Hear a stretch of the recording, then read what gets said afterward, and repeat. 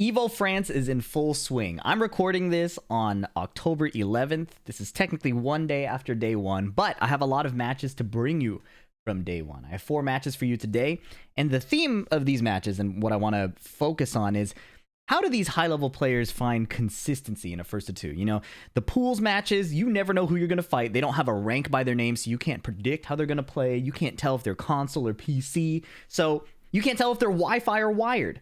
So how do these players consistently make it to the far stages of the bracket? That's the topic I want to cover, and each of these matches has a bit of a different theme. I have 4 of them for you today. We have Kwis versus Mantequilla right here. We're going to have Edge versus Punlife, Jeondding versus AspireJK, and then we have Arslan Ash versus Kaza. Banger matches, they'll be timestamped below, and I want to talk about the themes that I was listing earlier on and the specifics about how these players choose to approach this problem of consistently winning with very little data and very little information. Very excited to show these matches. They ended up being really informative in more ways than I expected. Now, Kwis, you will recognize him if you watch my video where I fought Arslan Ash and I put together all the streamer reactions. So a lot of people still think me and Kwis have beef. And he told me it's okay to pretend that it's still going on. We both get more clicks. But I thought it was important to let you know that we're cool. We're chill. We actually get along very well in real life. Now, Kwis' strategy, in case you've been looking at the screen while I was yapping, is pretty clear. He's like spamming aggression. You know, a lot of noobs will say like, oh, Hwoarang is spamming at me. But in this case, Kwis is kind of actually doing that. He's running sequences and forcing the attack over and over. And this really limits when Kazuya can play. If you know how Kazuya functions, he's got the big electric, he's got the mid-low mix-up from the wave dash, but he can't do many of those things if he's forced to block, right? So sometimes Kwis is running all these stances, and sometimes he's running sidewalk left, just to shut down when Mantequilla can play. Sidestep, 4 counter hit launches, and he takes 2 straight rounds. So, first to 2, not much room to wait and find the perfect adjustment here. So Mantequilla starts playing the punch parry, which you just saw. He's running the mix-up while he has the opportunity. He's wrong. Kwis gets his turn back, jabbing him out of this stance. This is important. When Hwoarang goes into his right stance, he has a jumping move, and Mantequilla played the jab to get it to float. Or to float Kwis out of it, to make sure you can stop the offense. Bad duck on the huge launching mid. And Kwis might run away with this one with this combo. Maybe one more hit. 1 pixel, runs the mid. 3 straight rounds. Look at this last interaction, though, right? So, Mantequilla does something great here in first to 2, even though he lost the game. He immediately runs the punch parry to stop the stance offense and plays his mix-up right away. No delay timing, no nothing. And there's a jab. This is important. Kwis is in right stance, right? He runs the stomp, so he's still in right stance, and then he gets jabbed out of the heat engager, right? So Mantequilla is already attempting some counterplay. In a first to 2, you have to adjust quickly, and as the attacker, you are often not going to try to overcomplicate your offense. You're going to focus on just running what works, right? So Mantequilla tries the counterplay, unfortunately is wrong with a couple duck situations, both in the launch and the one that on the hit that kills him. So Kwis takes the game. But you can already see signs of life, and this is going to come into play in game 2. So, not an infinite stage like the first one. They're on the beach, and immediately Kwis is running the down 3+4. It goes under Mantequilla's electric. Mantequilla challenging with the 1-1-2, gets caught by the while standing 4-4, tries to power crush, whiffs. And a lucky trade there, but he drops the combo. He's going to need to win more interactions. That's unfortunate, because like you saw, Kazuya doesn't get a lot of opportunities to play. A sidewalk left launch from Kwis. He corrects for the axis with that ender, gets a little flip over hit. Heat smash, now he has to guess again. Last hit, and he goes for the unsafe string extension. Kwis does something really cool here. So pay attention to how this launch happened, right? He sidewalks left twice. This is really good. This is the one time Mantequilla thought he could play. I have a few plus frames, let me run my mid. This is crucial. Kwis is not only attacking every moment he can, sometimes he plays evasion, and sometimes here, he does like a turn steal. Usually, after this kick, he would just stay in stance, right? So Mantequilla could go for a challenge. But Kwis knows he's limited all the times that Kazuya could respond, so he does the unsafe finisher to catch him trying to retaliate, right? 4 straight rounds. And in the first of 2, that's looking really good, but he gets caught by forward 3, and this is always ugly. Kazuya gets 1 combo, and if you're at the wall, now you really have to guess. 70 damage, plus frame mid, homing. Mantequilla picking safe-ish options, trying to cover like movement and ducks more than forcing the low. Punch parry again, running the mix immediately, stature kick, gets down jab, doesn't break the throw. Kwist's turn again, pushing the offense. Plus frames. Sidestep 4. He's staying so oppressive, and then Mantequilla gets counter hit. 5 rounds straight. It's looking good. The strategy he's applying seems to be working perfectly. Electric. He got greedy. Kwist went for a plasma blade immediately, but Mantequilla is not playing afraid. Instant electric. And like we said, Kazuya gets this. He gets 100 damage. Goes for the tracking mid to catch the sidewalk left. Right? He noticed that Kwist was answering the sidewalk, so he called it out specifically. Sidewalk hell sweep. Right? He's taking advantage of his reads immediately. You don't have time to wait for like a game 3 or game 4 because it doesn't exist. It's first of 2. Right? Waits his turn, retaliates, gets nothing. He's going into heat now because it might be his last heat phase. Half HP, backlash, and a great reaction. Great reaction to launch that. Gives up the combo for a hell sweep, low, and mid, catching the down jab, frame trapping it. Mid and low. Kwist gets wrong like 4 times in a row. Low parry, crucial. He goes for the side swap, but didn't go into heat. Runs the low, nice block, doesn't send the punish. Oh, he flash punches, and it catches the little flamingo backstep. Okay, Kwist, small whiff punish here, but gets low parried. You can't tweak about this, and that's good. The combo's dropped. 4-4-3 blocks. That was good. Sidestep left electric was really good. Hwoarang's moves. Susceptible to sidewalk left. That was a great whiff punish. Now Kwist has to guess again. Power crush. Nice duck on the throw. Mantequilla saw the backlash before. He saw a bunch of the flamingo jabs, and he plays the duck and steals it back. Very, very clean. This happened for a few reasons. If you remember, it was 5 rounds straight. It was looking so ugly. How did this go wrong? Well, Kwist got a little greedy. Round start plasma blade, right? So he gets electric. Mantequilla plays it clean. And then Kwist has been running the sidewalk left to shut down Kazuya's offense. Kazuya now has a mid that tracks that option specifically, added in Season 2. It also wall splats and gives him heat back. So, you know, covered that weakness. And that was good. That was a good double defensive movement to get around the delayed orbital, right? And then here, Kwist is again doing everything right, it looks like.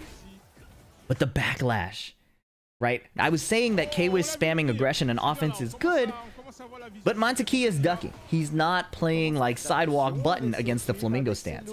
So he was flow stating a little too hard. A bunch of unlucky guesses, but that's the problem if you let Kazuya get that one opportunity, right? And then despite the advantage here, flash punch, double jab is very effective there, right? Because you can't block in flamingo stance. And then where it really goes wrong here is honestly a good play by Mantequilla. Not that one. That was a FDX combo. Sidestep left here around the down forward one. Electric the extension. That was good. That was really, really good. And then it's just a Kazuya round, right? Kazuya is weaker in the neutral game because he gets this by extension. And, you know, in really, really solid hands, I wouldn't even say Kazuya has bad neutral. It's just, if he had a weakness, it would be that fact, right? That you can kind of oppress him. But once he gets started, it is so ugly. Okay, so going to game 3, Mantequilla has his game plan, his counterplay. Kwist has his idea of spamming aggression. Now they just have to exchange reads and see who comes out on top. Mantequilla does jump back while standing 2 because the jump back puts you in crouch. So his plan was to do something so random it would catch Kwist off guard. And now he's pressuring at the wall. 15 seconds have gone by. Hell sweep again, and he steals the round, going for a high momentum play. Kwist again wants to be the driver. Down forward 2 is a great way to start. He wants to be the driver, and he wants to not give Mantequilla the opportunities to steal his turn back, whether he's ducking a high or getting punch parried, right? So what do we see? Plus frame mid, second hit, a little re-tornado. I think Mantequilla did a wake-up kick or something. A perfect 17-second perfect. All right. Kawas wants to drive. His low connects first. He's getting in there. Again, caught, maybe trying to Korean backdash, but the mid hits him. This is not where you want to be as the opponent of Kazuya. 82, time to guess. Homing mid, or tracking mid. It's not homing anymore. It used to be homing. Hell sweep. Now he really does have to guess. Oh, big opportunity, but he didn't get the launch. Mantequilla running 3 for plus frames, trying to be in the driver's seat again. Nice reaction to the down 1+2. Yep, use heat, keep advantage. Unfortunate. That's tough. He just reacted to it and then did a delayed move, and Mantequilla doubled down. Said, I'm going to run this counter hit low anyways. It's not the end of the world. Beautiful low parry again. This time he gets the conversion. Kawas suddenly in a position to lose the set. Counter hit down 4-2, tried to perfect electric, didn't get it. Sidewalk, very clean, but the wall saves lives. Down 3-4. Punch parry again. It's not the end of the world, but now Mantequilla is the driver again. Nice block. Kawas recognizing that option. Heat dash, plus he went for a high. Power crush was good. Forward, forward, 3. Oh! And this is the downside of being the one who's always attacking, right? Kawas' strategy was solid. Limit when Kazuya can play, force him to be the one on the back seat or on the back foot. But this is Tekken 8. This happened in Tekken 7 too. If you are constantly driving and your attack timing gets predictable, it doesn't matter. Well, it does matter how many plus frames you have. But in this situation, Mantequilla was able to develop a lot of confidence against Kawas' attack timing. Right? He committed to ducking the highs. He committed to the punch parries. Kawas, unfortunately, making enough mistakes that let Mantequilla be in the driver's seat. It was well played by both players. Kawas committed to his strategy, which you have to do, but sometimes it doesn't work out in your favor, especially if the other opponent is looking for it. But I think where it really gets rough is here. Getting hit, like getting clipped or getting hit on accident when you don't intend to even make like a duck read against a Kazuya is devastating, right? The difference in the round is literally a half HP difference. And all of a sudden his hell sweeps get scarier when you have that last pixel, right? So, very well played by Mantequilla. Kawas had a good plan going in, slight errors, either in execution or just movement, and then some unfortunate situations where Kazuya can really rob you. And that's the type of character he is. You know, his mechanics and his execution are intense. But it's not super deep what he's going to do to you. He's going to rob you. And it's important to stop him from doing it as much as possible. But he always finds a way. So, great first match. The second one is even more of a banger. And we have Hwoarang on the screen again. Now, I know Hwoarang does not have the best reputation amongst most people. I don't like the character either. But notice the difference in how Edge approaches a first to 2 in Europe. Okay. Round start, mid, counter hit. Mid again, launches the duck. His combo drops. But immediately he got 2 big opportunities running safe mids. Okay, plus frames for the mid again, and Punlife is ducking. Why is he ducking? He's ducking again. We don't know why he's ducking, but if I had to guess, he does probably play Kawas a lot, and we saw Kawas getting blown up for going high frequently. And Punlife may have been trying to make reads based on his muscle memory there, or he may have studied Edge and wanted to counter like Hwoarang's 1-2 or other high options, right?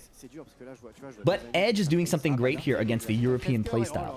In Europe, they play very cracked. They have insane reactions. They have really optimized combos. Their neutral and option selection is very rock, paper, scissors, RPS. It's not necessarily the best strategic option. It's the option they think will work in that moment, right? So, Punlife elects to just duck because he thinks highs or lows are coming, and he ends up dying over and over again to the mids. Now, notice how this plays out for Edge. Edge has given almost no information. He's running the same aggressive style that Kawas is running, but he's exposing himself to less risk by running the safe mids over and over, right? So, now, Punlife has lost 2 straight rounds. Edge has a huge advantage, and he hasn't even switched up his mind games yet. This power crush is also really smart. We're going to go back to that. But let's look at the rest of the round. 2 rounds straight. Sidestep 4 is blocked. Punlife still committing to ducking. right? And power crushing. Blows up Edge with the running 2 and takes a round. So I talked about how being in the driver's seat is important, and I talked about how committing to your reads is important. Edge is going to stick to the mid, right? There's no reason to change it up because you lose a round or because it gets blocked one time. In fact, Punlife has shown that he's still ducking. Edge is taken to the wall, plus frame mid high. Runs a bit of a small low poke, a low risk low, right? If you only go mid, then it becomes pretty predictable. So you do have to splash in the lows here and there, and a counter hit low launcher might be one of the best ones to do. All right, I talked about how one of these power crushes was really smart. I want to show you this again. This is very high IQ in my mind against Claudio, right? So Claudio has plus frames here, right? He's so plus that you can't really mash, right? But Claudio's offense is slower. If he wants to mix you up, he usually does back 1 or sidestep 4. This power crush will come out and hit him before sidestep 4 comes out. So Edge won't get counter hit by a low. That's high reward. If he does get counter hit by a low, it's low reward. But it would also beat another running 2 or running 4. So the only option Punlife would have had is to block, basically, right? And, you know, they're in Europe. He's probably not going to block. I'm sorry. So Edge makes a great play there. Even though it doesn't pan out for the game, he just doubles down on his same game plan, offensive mids, over and over again, splash in the lows, and after Punlife showed 2 power crushes, the counter hit low here is also a very logical choice. Boom, bop. It also catches the heat burst, right? A very, very informed decision built on his existing game plan. And a clean 3-1 to match it. Going into game 2, you'll notice that Edge is still committed to his options. Mid, he splashes in the same low now and then. But he's not like running up and doing down 3-4. He's not running up and doing down 3+4, right? These kind of low options that complement Hwoarang's kit. He's just running the big mids that Punlife is choosing to duck. Or that Punlife is choosing to duck into at that time. Nice call out on the running 2. No free plus frames here. Boom, boom, boom. Nice carry. Oh my god, that went far. Mid again. Now he goes for backlash in case a power crush was coming or a sidestep button, which Punlife has shown.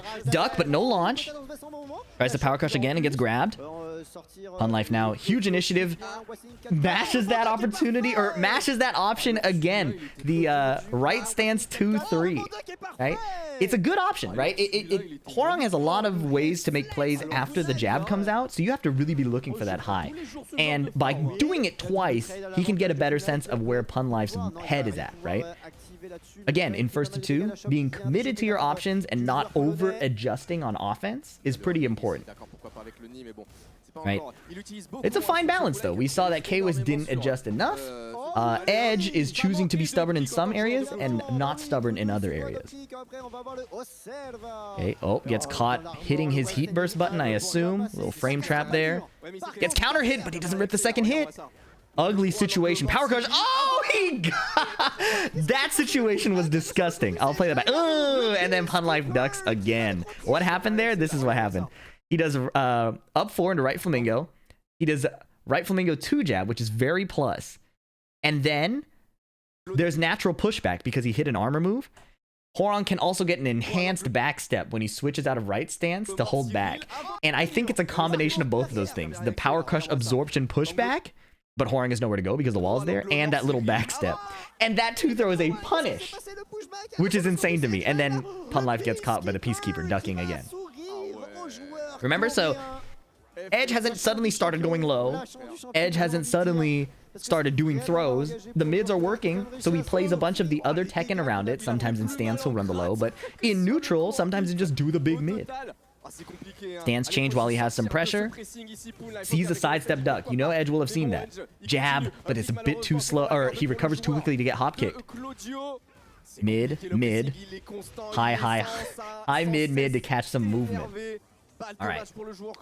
Set point for Edge. Now he runs the low, trying to see what Punlife will answer to. He still ducks the second stance one. Whiff, but because of the second extension, he doesn't commit to the whiff punish. Punlife gets the Beyblade.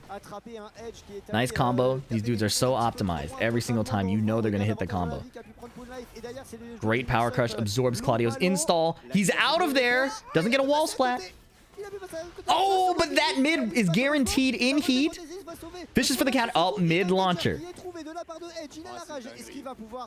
And sometimes Tekken really is that simple. Combo leaves one pixel and then the low to kill. Sometimes Tekken really is that simple. There's a lot going on. You gotta whiff punish, you gotta block punish, you gotta, you know, sidestep the moves you're expecting. But when it comes down to time to make a decision, Edge really just said, you know what, I'm gonna go mid, and it's very high reward, and he's ducking, so he'll probably die. You know? Sometimes the game really is that simple. Now, there's a lot of moving pieces around it, but look. He went into Flamingo and just did the mid. You know? Now, this one is a bit of a tricky situation, right? This is, to be fair, there is some mind game at play here, right? When you block these two flappy kicks, Hwoarang can go for an extension that's a high, and the high does launch, right? So there's a chance Punlife was looking for the extension to launch and got caught by the cancel into the mid. At a very high level, it should be reactable, right? Like in optimal conditions. But this is a tournament. This is a 1-to-2 offline tournament. Everybody's uncomfortable. Tensions are high. Sometimes you just run your little setup and it works.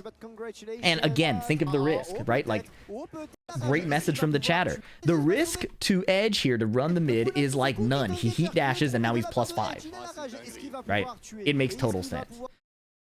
So very consistent play in a different way. He ran the mids against people who are willing to guess mid-low over and over, and he doesn't over-adjust while playing the rest of the game. Hope you guys are enjoying this, by the way, the different style of analysis where I just kind of pick matches out of a hat that I thought were pretty good. So let me know if you do enjoy it. We have a couple more. If you've been sticking around, I appreciate it. Jeondding versus Aspire, okay? Aspire, a Lili player. Jeondding needs no introduction. This is a bit of a different style of match. Aspire plays Lili. Attacking into Lili is a nightmare. She is never on the screen where you expect her to be at any time. So Jeondding's strategy to be consistent here is a little different. He actually does not focus on winning every defensive read. It's a very non-European style. Europeans, they will make rock, paper, scissors reads to call out your offensive option and get really optimal punishes and things like that, right? Korea likes to avoid risk as much as possible. So you'll notice that he does block that low. That's a big 50-50. But you'll notice as the set goes on in neutral, he's not overexposing himself. One throw is broken. Now he's just moving away from the wall. Again, strategically smart decision here. Put Lili in an ugly situation, reduce her ability to sidestep. Finishes the string, and Aspire gets counter hit. Big combo coming, and that round was looking really ugly for Jeondding, and all of a sudden, he's got the lead with heat. Time is running out, and clips her with the heat smash. All right. Good first round. What does Jeondding play next? Sidestep 3+4. One of Eddy's strongest moves. Just kind of show your opponent you can't just move around me and attack whenever you want, right? There's a launcher threat. Lili cartwheels over the forward 3, but the combo drops because of the axis. No duck on the second hit of the string. Jeondding running a mix. Okay, no reaction to the root of evil. Sidestep from Lili. Big problem in this matchup for Eddy. Stomp, guaranteed follow-up. Meaty slides, so Jeondding isn't sure if he can go for the launch or not. Heat burst to deny the mix-up. Nice, consistent option. Gets clipped stepping by 3-1. A nice combo ender. I gotta steal that one. Yeah, Lili 3-1 has a bit of tracking to sidestep, right? So great option if you think your opponent is moving, especially away from the wall. No break on the 1+2 throw. Maybe Jeondding warming up a bit. Tons of down ones. No break on the 1 throw, and gets caught waking up. Jeondding spring kicks, trying to take back some damage and build his own offense. Heat burst, nice. Lili still not in heat yet. Back 1. Stepping cleanly around the handstand down 1. And Aspire on game point. Oh, gets caught again. That sidestep 3+4 on a slight delay. Catches the opponent if they think nothing's happening, and then they decide to run in and do their attack. Flip over, you better get up. Plus frames, commit to the mix. This is the other thing Jeondding does really well, right? He is not forcing too much in the neutral, right? But when he does have a mix-up opportunity, he goes for it. This is Season 2. The opportunity to attack is not freely given in this game, right? It's Tekken, it never is. But with the increased HP, you do have to make the most of your mix-up opportunities, right? If you're attacking over and over again, you see what happens in the previous. And what just happened here? If you attack over and over again, you're always risking getting counter hit. You're risking getting rage arted, things like that. So right here, Jeondding tries to find his delay button timing. Aspire hits the counter hit back one, blows him up, and this is going to be a near lethal combo. One more mix, down 3. So Aspire takes game 1 against Jeondding.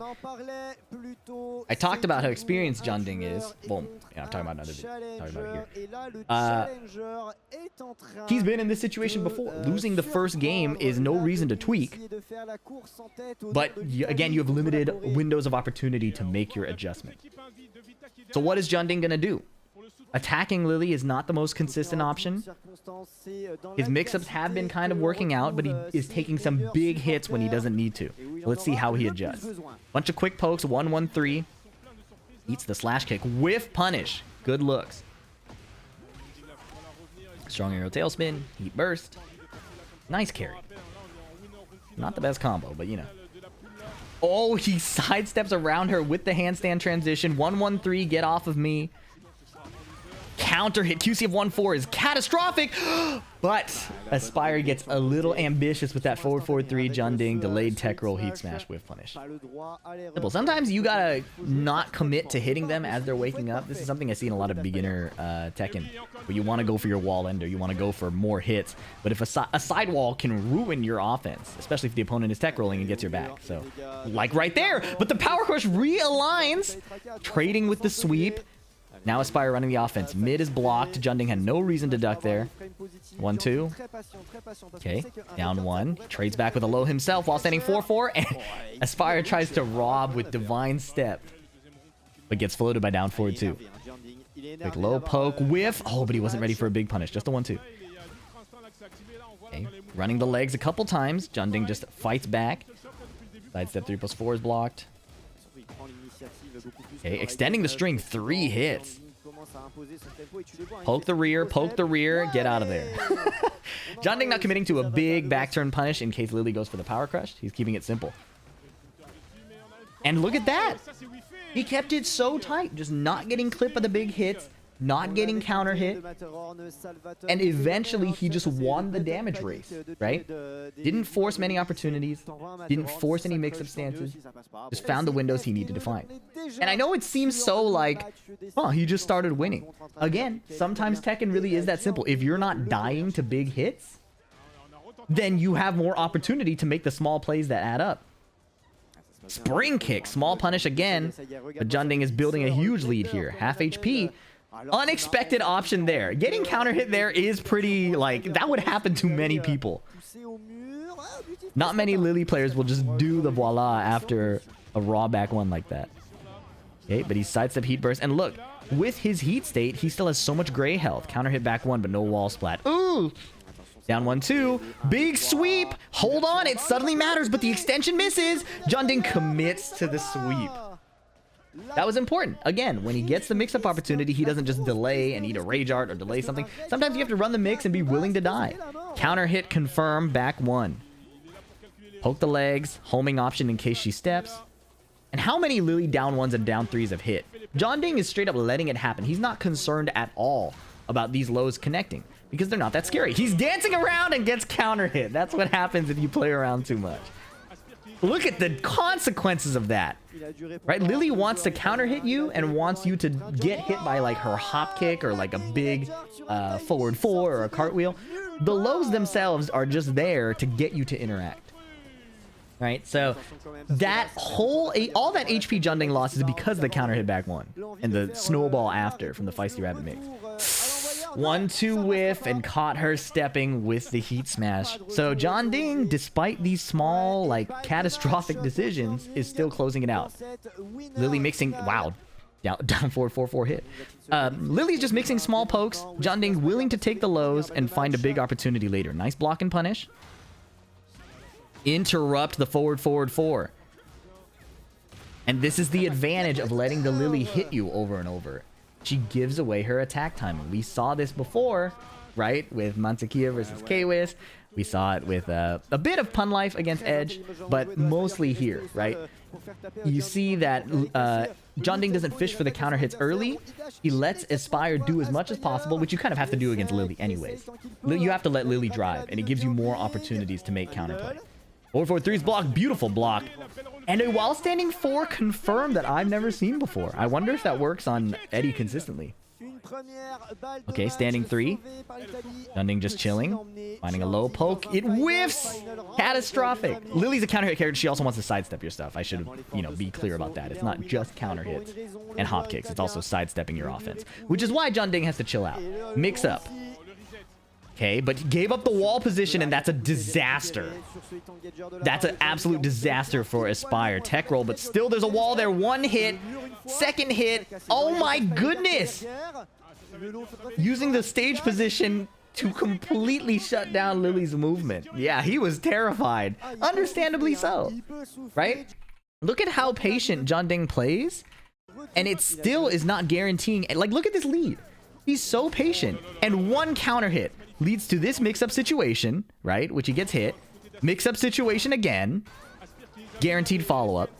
And suddenly the lead has vanished, right? All because of the counter hit back 1. But again, because of his passive play, he lets Lili swing over and over. He finds the rage art. He later finds like the back 3-3. Or he finds the 1-2-3 and the back 3-3 here. Because Lili's doing sidestep attack, which introduces some delay. Exposes you to counter hits. We talk about this all the time. Right? And then again, he's not afraid to commit to the stance. He's not like doing a bunch of delay timing on his offense. He has the offensive position, the chance to win more damage. He runs with it. If you get blocked, you get blocked. But it's important to run your offensive situation. Whether you're Eddy, whether you're Kazuya, don't tweak about the fact that your low is launch punishable. You gotta do it. That was a really cool conversion. I wish I knew if that were consistent. Might have to try Lili some more. And now we have our final match. Arslan Ash. Very few notes on this one. Arslan Ash is the GOAT of first to 2 optimization. His ability to not lose in a first to 2 is unfathomable. Now this is going to look a lot like how we saw Kwis and Edge play, because it's Nina versus Kazuya. So a lot of oppression from the Nina. But watching how Arslan navigates Kazuya's robbery potential is the point of interest for me here. And not only how he navigates the robbery potential, how he plays around when Kazuya would want to respond. Alright. Last match of the video. I appreciate you sticking around. Subscribe for more if you would like to see more of this. Okay, Arslan Ash, slow from a distance in terms of his approach. Wow, he evades that with the backsway. Starts some pressure with his back to the wall and gets the heat engage. Shoots him for a ton of chip. Okay, slides in, down forward 1-2, gets punch parried, but that really is not too consequential. Spring kick, counter hit down back 3. Arslan playing very fast. Down forward 1, down forward 1-2. What does he do next? Backdash down forward 2 in case Kaza comes in. Big walk to the rear. Uh-oh, some Jeondding style optimization into a FDX combo, but it's okay. Still wins about 60% and is chipping him down while standing 4. Quick check. Look at how little room Kazuya had to play the game there. Do you see what I'm talking about? Like, really look at that round. He whiffs 1 CD1 plus 2. This combo happens. Well, this combo, right? And then suddenly he gets caught stepping. He's just trying to get off the wall. Gets caught stepping again. Gets caught stepping again. Doesn't block. And then he gets caught stepping again, right? Like, he didn't even try to make a play. He was just trying to reposition. And Arslan kept checking that movement. Down 4 in case an electric is coming. Or a down forward 2. Nice coverage. Arslan playing a bit passive until Kaza gives up his turn with the Demon Paw. Now he's going in. Great way of reducing risk of running into the electric or another robbery move. Again, you generally don't like blocking against Kazuya, but Arslan is willing to wait for the first opportunity. Counter hit down forward 2. Combo is awkward because of the wall position. Counter hit! And a mid heat smash. Since when is Arslan from the US? I'm not sure. I don't know why that's his tag. All I know is he gets a quick 3-0. Never really let Kaza drive. Okay, whiff punish on the electric. Great start. Very important against Kazuya. Running his offense. And between the pokes, sometimes he's throwing out the extension. Attacking from different ranges. Down jab after giving up his turn, so Kaza can't play, but he does get a nice sidestep, down forward 1, down forward 2. Now he's gotten a better wall position with the throw. Arslan slides in, pushes away from the wall with the heat dash. Okay, Kaza mashing. Now he has to play kind of inconsistent just to get between Arslan's offense. That was a good block and punish, twin piston on the down back 3. Wave dashing in, he's got it mixed. That was good. Last pixel. Frame trap, keep it simple. Forward 4, down forward 4, right? Arslan mashed in case Kaza were to do some kind of delay. Didn't pay off. Okay, now he goes for the CD1+2. Back 2-2. Arslan shutting off his sidesteps. Nice sidestep anyways. Kaza insisting, but the punish is tiny. Punch parry. Homing. First hit of twin pistons. Now Arslan is poking again.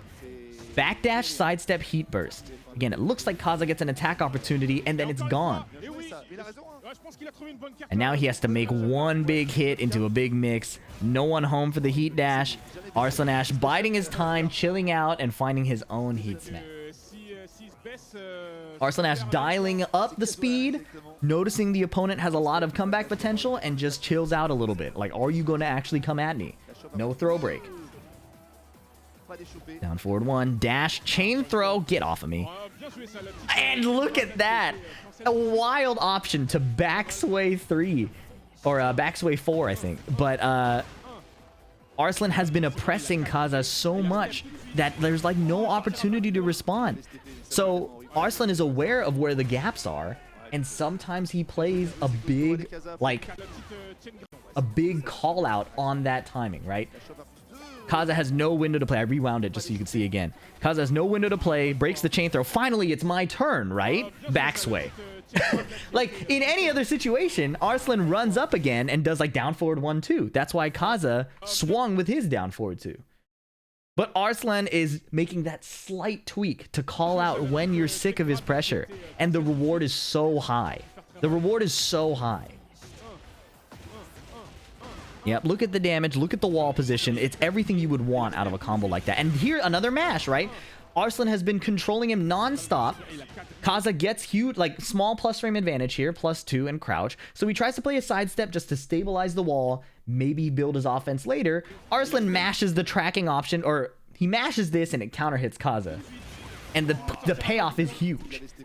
And now he keeps it tight again. Dash down forward 1, low poke while standing 4. Right? And if you're watching this wondering why I'm showing this match, like why, what's the point of showing Arslan beating a player that, you know, is not in the same skill bracket as him? First of all, not many of us are in Arslan's skill bracket, okay? Second of all, this is important. If there's a lot of times you hear online, like, oh my god, I'm better than this player, how am I losing? Look at what Arslan is doing. He is finding ways to build consistency in a game designed to punish his skill set. Arslan's defense and reactions are what he's known for. This game is designed to punish that. So what does he do? He adjusts by attacking more, forcing his offense, looking for where the opponent can respond, and then sneaking in his attacks in between. But not every time. These down jabs, though, are crucial times to do it. Look at this. Uh-oh. Got his rear, but only a small punish, and a rage art! That was probably a CD 1+2. Probably tried to do crouch dash 1+2 too fast and gets rage art, and Arslan luckily is not swinging. He just chills out. So, wonderful way to close out day 1. In the next video, we'll be talking about day... it's day 2 technically, but it's still round 1. There's a lot of cool matches and tons of upsets. These European players, because of their optimization and because of their kind of stubborn confidence in whatever read they're going for, no one is safe. We saw Kwis go down early. We saw Edge running a bunch of safe, consistent options because you don't want to necessarily dive into the mind games with other players.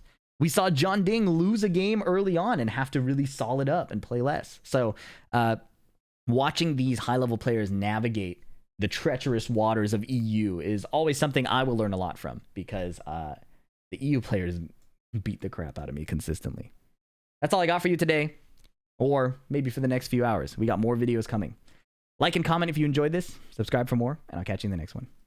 Peace.